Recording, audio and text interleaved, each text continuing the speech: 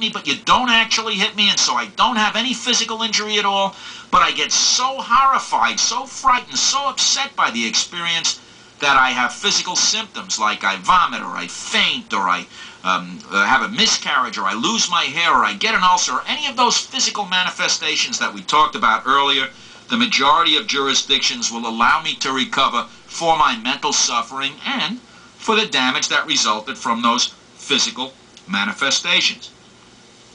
There are some jurisdictions, a minority of jurisdictions, that hold that I can never recover for mental suffering that resulted from negligence unless there was some physical impact with my body. They call that the impact rule, and that's a minority rule. Another minority rule says that if negligence causes mental suffering, I should be able to collect for that mental suffering regardless of whether I had a physical injury, regardless of whether the mental suffering had physical manifestations, so long as the mental suffering was a foreseeable result of the negligence. And there are various variations on that theme.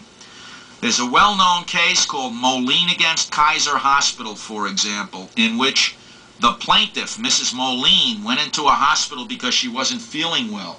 and the hospital staff acted negligently and made the mistake of concluding that she had syphilis, which is a sexually transmitted disease, and they told her to go home and tell her husband about it and bring her husband in so they could check him too.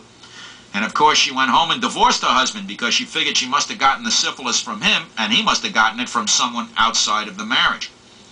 Later on, when it was determined that the hospital made a mistake, the husband sued the hospital for his own mental suffering. And the court in that case said even though there was no physical injury, even though there was no physical manifestation, the husband was entitled to collect for his mental suffering because he was a direct victim of the hospital's negligence, because the hospital had directed its conduct at the husband by telling the wife to inform him and bring him in.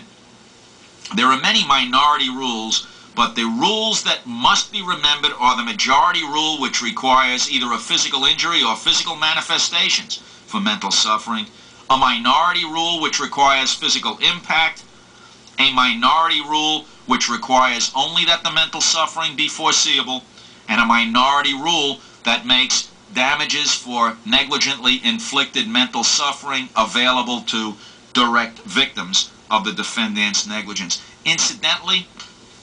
you'll probably be hearing about a tort called negligent infliction of emotional distress or negligent infliction of mental suffering, but most courts have said this is not a separate tort. The tort is negligence, and mental suffering is just an item of damage